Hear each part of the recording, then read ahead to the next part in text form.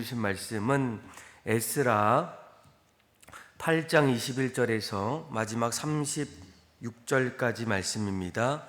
구약성경 721페이지입니다. 에스라 8장 21절에서 36절까지 말씀, 저와 여러분들의 교독으로 보도록 하겠습니다. 제가 먼저 읽겠습니다. 그때 내가 아하와 강가에서 금식을 선포하고 우리 하나님 앞에서 스스로 겸비하여 우리와 우리 어린 아이와 모든 소유를 위하여 평탄한 길을 그에게 강구하였으니, 이는 우리가 전에 왕에게 아뢰기를 우리 하나님의 손은 자기를 찾는 모든 자에게 선을 베푸시고 자기를 배반하는 모든 자에게는 권능과 진노를 내리신다 하였으므로, 길에서 적군을 막고 우리를 도울 표본과 마병을 왕에게 구하기를 부끄러워하였습니다. 그러므로 우리가 이를 위하여 금식하며 우리 하나님께 간구하였더니 그의 응낙하심을 입었느니라. 내가 제사장의 우두머리들 중 12명 곧 세레바와 하사바와 그의 형제 10명을 따로 세우고 그들에게 왕과 모사들과 방백들과 또 그곳에 있는 이스라엘 무리가 우리 하나님의 성전을 위하여 드린 은과 금과 그릇들을 달아서 주었으니,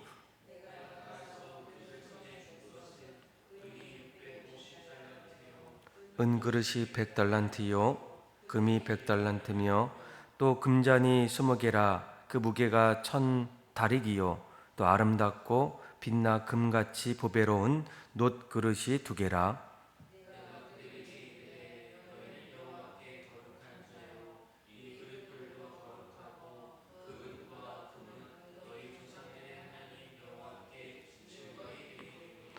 너희는 예루살렘 여호와의 성전 골방에 이르러 제사장들과 레위 사람들의 우두머리들과 이스라엘 족장들 앞에서 이 그릇을 달기까지 삼가 지키라.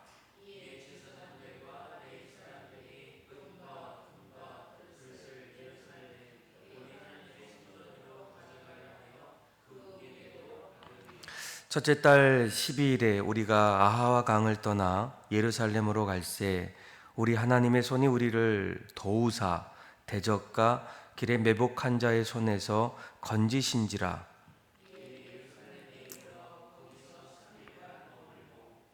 제4일에 우리 하나님의 성전에서 은과 금과 그릇을 달아서 제사장 우리아의 아들 브레못의 손에 넘기니, 비느하스의 아들 엘르아살과 레위 사람 예수아의 아들 요사박과 빈누이의 아들 노야다가 함께 있어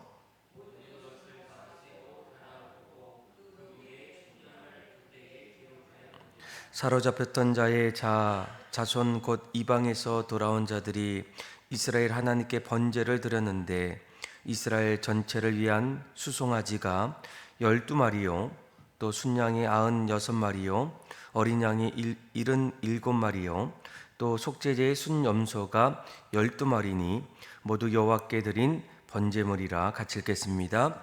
우리가 또 왕의 조서를 왕의 총독들과 유브라데 강 건너편 총독들에게 넘겨주매 그들이 백성과 하나님의 성전을 도왔더라. 아멘. 에스라 7장부터 이제 10장까지 말씀을 보면 이스라엘 백성들이 이제 바벨론에 있다가 70년 만에 1차와 그리고 2차 그리고 3차에 걸쳐서 이제 예루살렘으로 귀환하게 되는데, 오늘 이제 7장부터 10장까지는 이제 두 번째 2차 포로 귀환으로 이제 에스라 선지자를 통해서 이스라엘 백성들이 함께 예루살렘으로 돌아오는 그런 내용들입니다.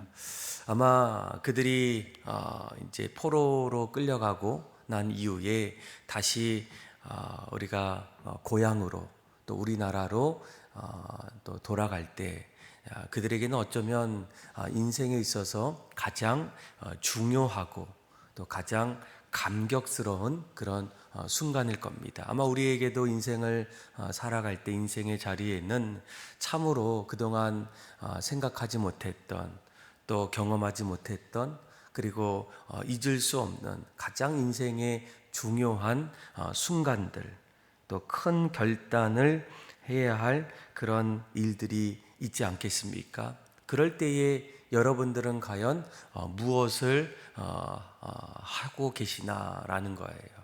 아마 오늘 이스라엘 백성들은 이제 아하와 강가에서 모여서 드디어 우리가 바벨론의 포로 생활을 다 마치고 우리의 고향으로, 고국으로 돌아가는 가장 중요한 순간에 그들이 했던 것은, 오늘 21절 말씀을 보면 그들이 하나님 앞에 기도했다는 거예요. 우리 한번 21절 말씀 한번 읽어볼까요? 시작. 그때에 내가 아와 강가에서 금식을 선포하고 우리 하나님 앞에서 스스로 겸비하여 우리와 우리 어린아이와 모든 소유를 위하여 평탄한 길을 그에게 간구하였으니 아멘. 그러니까 에스라와 이스라엘 백성들은 가장 중요한 순간, 또 인생의 어쩌면 가장 큰 전환점 되는 그 자리에서 그들이 했던 것은 바로 하나님 앞에 금식하며 간구했다라고 이렇게 이야기하고 있어요. 왜 그들이 이러한 결단과 또 행동을 했을까? 아마 그 당시 보면 이스라엘 백성들이 이제 바벨론에서 70년의 긴 세월을 다 마치고 이제 고레스에 의해서 다시 돌아갈 때 그들에게는 사실 좋은 것도 많았지만 고국으로 돌아가기까지의 수많은 걱정들이 더 많이 있었을 거예요. 무엇보다 그들이 혼자가 아니었죠. 에스라와 그리고 그들과 함께했던 이 백성들, 어제 말씀을 보게 되면 어제 말씀에 한 남자들만 한 1,500명 정도 그렇게 되어지는데, 거기에는 여자들 그리고 아이들은 포함하지 않는 그런 숫자이기 때문에 그들을 모두 포함하다 보면 한 6,000명 정도 그렇게 큰 인원이 바벨론을 떠나서 이제 예루살렘으로 돌아가는 그런 과정이에요. 그리고 강가, 오늘날의 이라크를 얘기할 때 거기에서 예루살렘까지의 거리는 그렇게 짧은 거리가 아닙니다. 한 3개월 반 정도, 또 조금 더 시간이 걸리면 한 넉 달 정도를 그들이 함께 모아서 긴 여정을 걸어가는 그런 시간들이 준비되어 있고, 또 무엇보다도 오늘 본문의 24절부터 말씀을 하나하나 보게 되면 그들이 그곳을 향해서 걸어갈 때 맨몸으로 가지 않고 앞으로 예루살렘에서 하나님 앞에 예배 드려야 될 기명과 그리고 예물들을 이제 가지고 준비해서 떠나고 있다는 거예요.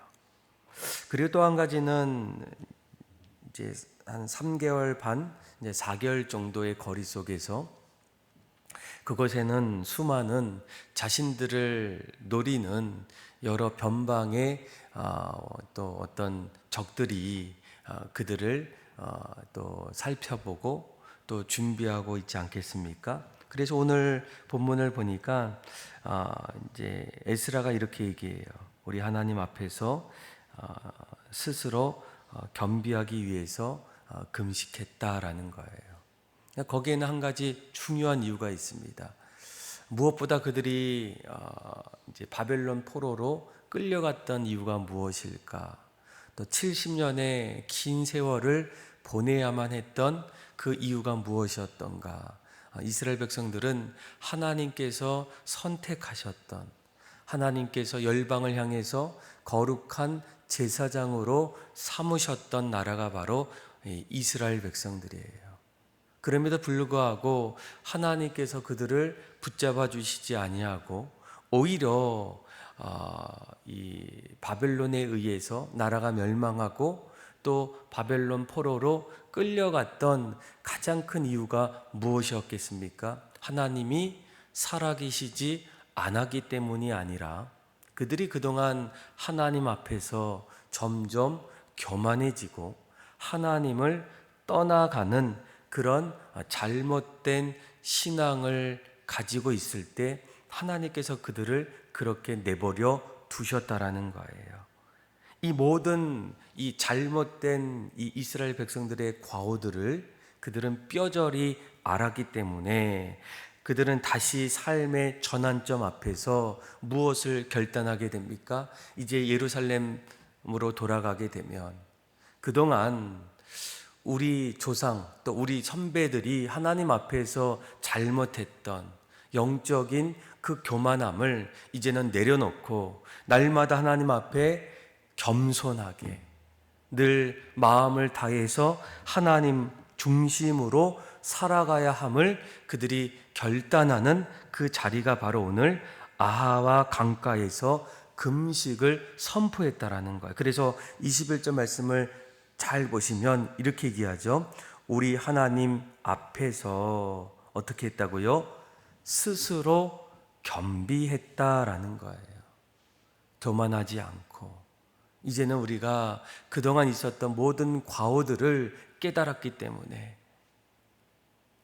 앞으로 이스라엘 백성들이 예루살렘에서 살아가는 그 모든 삶의 자리에서 스스로 늘 겸손할 수 있도록 하나님만을 바라볼 수 있도록 그들은 하나님 앞에 금식을 선포하며 기도했다라는 거예요.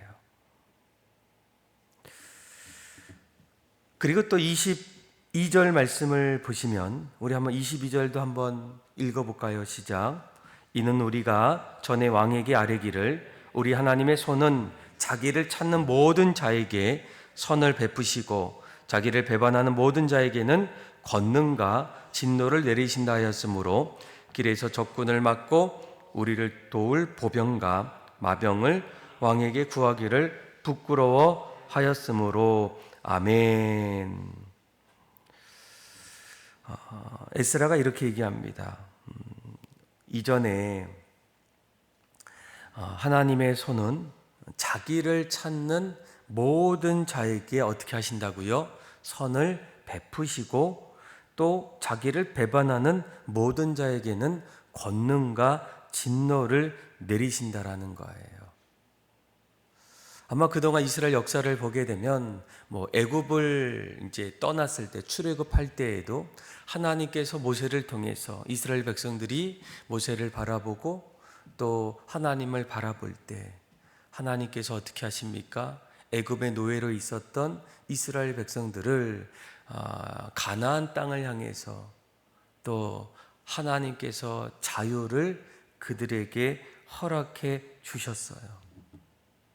그럼에도 불구하고 하나님의 말씀 앞에 하나님을 따라가지 못했던 이 애굽 그들의 군대는 이 홍해바다 앞에서 모두 전멸하는 그런 일들이 일어납니다.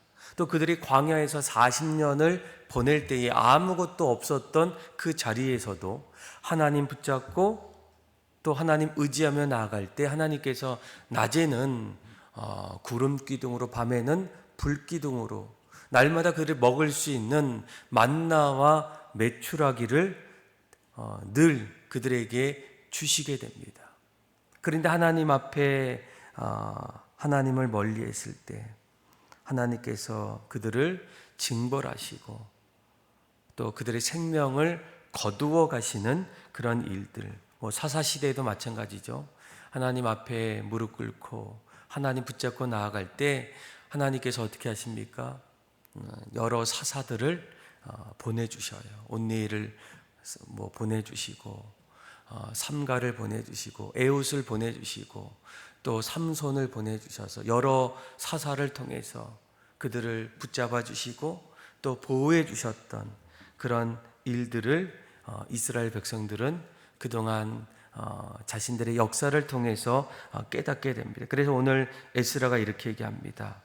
아마 앞으로 길에서 적군들을 만났을 때 또 여러 침략자들을 우리가 만났을 때 우리가 하나님 앞에 간절히 기도할 때 하나님께서 우리를 도와주신다라는 것. 그래서 우리 31절 말씀을 볼까요?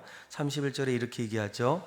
첫째 달 12일에 우리가 아하 강을 떠나 예루살렘으로 갈새 우리 하나님의 손이 우리를 도우사 대적과 길에 매복한 자의 손에서 건지신지라라는 거예요.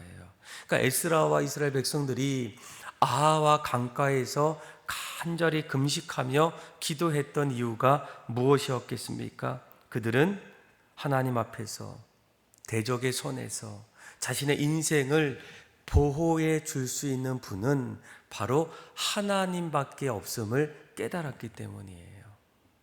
하나님이 날마다 우리에게 찾아와 주셔서 길을 열어주시고 또 우리에게 갈 길을 보여주시고 때로는 어려운 삶의 자리에서도 다시 우리를 건져주시는 그런 일들을 이스라엘 백성들이 경험했고 또 앞으로 경험해야 될 일들을 그들이 기대했을 때 무엇보다도 이제 자신들이 바벨론을 떠나서 예루살렘으로 출발하는 그 가장 중요한 그 순간에 무엇보다도 하나님 앞에 금식하며 겸비하며 그리고 하나님 앞에 간절한 마음으로 기도하게 돼요. 그리고 또 한 가지 우리가 주목해야 될 것은 다시 21절에 보면 이 에스라의 기도를 넘어서 또 한 가지 우리가 반복적인 한 가지 단어가 나옵니다. 21절에 보면 내가라는 그 단어가 나오죠. 그때의 내가. 그런데 그 이후부터는 그 내가라는 그 단어가 우리로 바뀌어요. 21절에 잘 보시면 우리 하나님 앞에서 스스로 겸비하여 우리와 우리 어린 아이와 그리고 모든 소유를 위하여 평탄한 길을 그에게 강구했다는 거예요. 그리고 23절을 볼까요? 우리 한번 23절도 한번 읽어보겠습니다. 시작.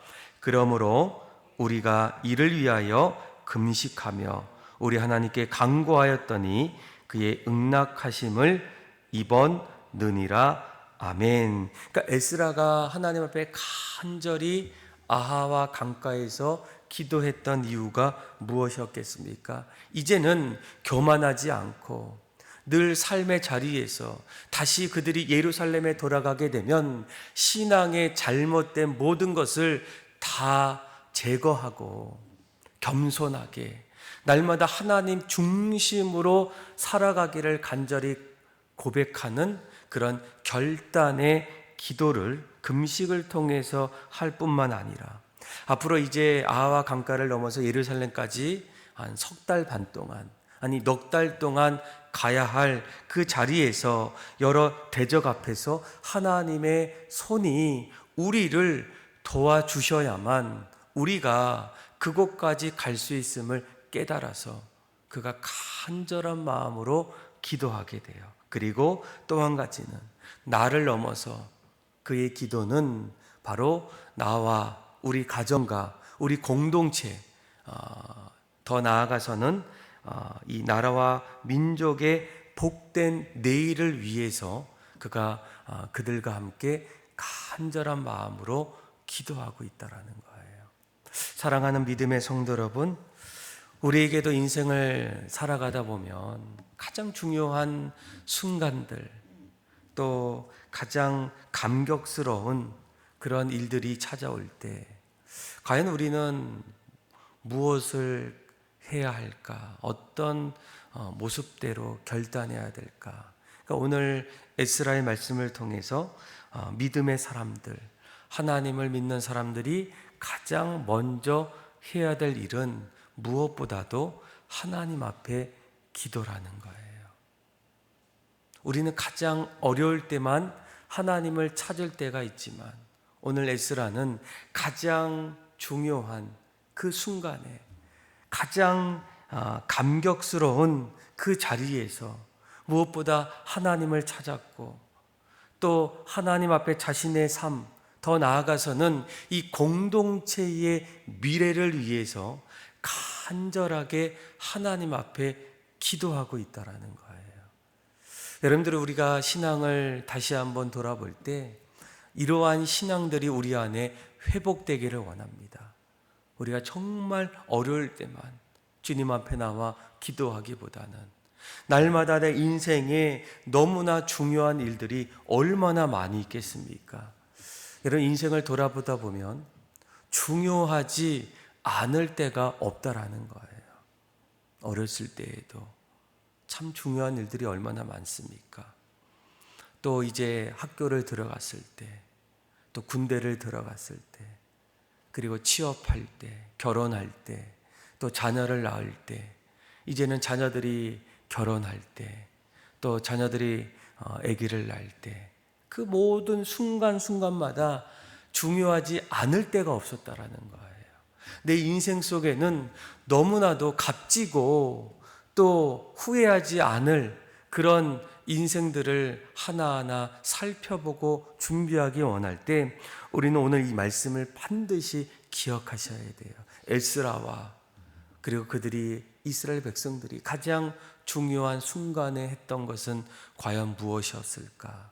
그들은 하나님 앞에 겸비하여 금식하며 그들의 겸손함을 위해서 또 어떤 위기 속에서도 하나님께서 반드시 내 인생을 붙잡아 주시고 또 도와주시고 또 새로운 길을 열어주실 것을 신뢰했기 때문에, 그리고 이제는 내 인생을 넘어서 우리의 가정과 공동체와 이 나라와 민족의 내일의 복된 삶을 기대하면서 그들이 기도한 것처럼 우리도 날마다 삶의 자리에서 하나님을 찾고 하나님 앞에 무릎 꿇고 기도할 때 하나님께서 우리의 중심을 붙잡아 주시고 또 우리의 가정과 또 어떠한 위기 속에서도 또 우리 교회 위에서도 날마다 새로운 길을 하나님께서 붙잡아 주시고 이끌어 주심을 신뢰하고 날마다 기도로 승리하며 믿음으로 살아갈 수 있는 저와 여러분들의 삶이 다 되기를 주님의 이름으로 축원합니다. 기도하겠습니다. 하나님 아버지, 오늘 말씀을 통하여 우리 인생에서 가장 큰 결단 앞에, 가장 중요한 순간 앞에, 가장 감격스러운 그 자리에서 가장 먼저 하나님 앞에 무릎 꿇고 기도하는 믿음의 성도들 되게 하여 주옵소서. 하나님, 우리 마음을 붙잡아 주시고 또 겸손케 하여 주시고 어떠한 삶의 자리에서도 하나님께서 날마다 보호해 주심을 통해서 그리고 공동체의 내일의 복된 미래를 위해서 기도할 때 하나님께서 늘 응낙하여 주셔서 우리의 삶이 복된 삶으로 나타나게 하여 주옵소서. 특별히 내일은 또 수험생들 수능이 있습니다. 하나님, 그들에게 지혜를 주시고 또 그들이 준비한 만큼 실수 없이 잘 치르게 하여 주시며 무엇보다 하나님이 주시는 그 비전들을 늘 마음에 품고 또 하나님 앞에 자신의 인생을 아름답게 만들어갈 수 있는 모든 수험생들이 되게 하여 주옵소서. 그렇게 역사하시고 하나님을 찬양하며 예수님의 이름으로 기도합니다. 아멘.